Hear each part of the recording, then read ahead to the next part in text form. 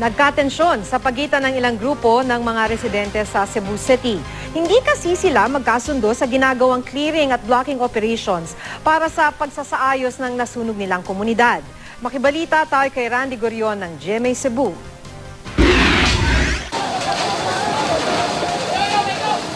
Ito ang sunog na sumiklab sa Sitio Bato, Barangay Ermeta, Cebu City noong April 20.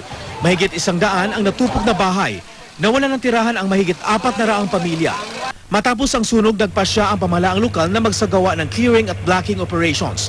Gagawin daw ito para makapagtayong muli ng mga bahay ang mga residente. Plano ring mapalawak ang mga kalsada para mapadali ang pagpasok ng mga fire truck sakaling magkasunog muli.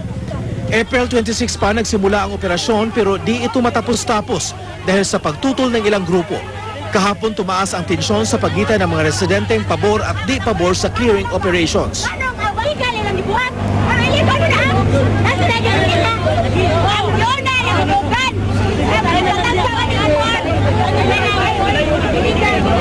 Jud mi o yun sir nga mahunong ang reblocking. Kita naman siguro ang summer na end na, sige nag-uwan-uwan. Kami dito sir sa tent sir. Init kaayo niya mukalit lag-uwan, di ba mga sakit mi. Sinuspindi na ni Acting Cebu City Mayor Joy Agosto-Siang ang operasyon dahil sa patuloy na pagtutol ng ilan dito. Lilinawin nilang mananatili pa rin sila roon at papayagang makapagtayo ng bahay kahit di pa nila pag-aari ng lupa.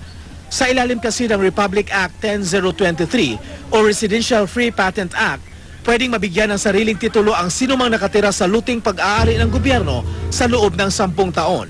Kailangan lang magsumiti ng mga requirement. Itinakda sa May 28 ang pag-uusap ng mga homeowner, city government, Presidential Commission for the Urban Poor at iba pang ahensya ng gobyerno. Randy Gorion, Nagbabalita, Pilipinas.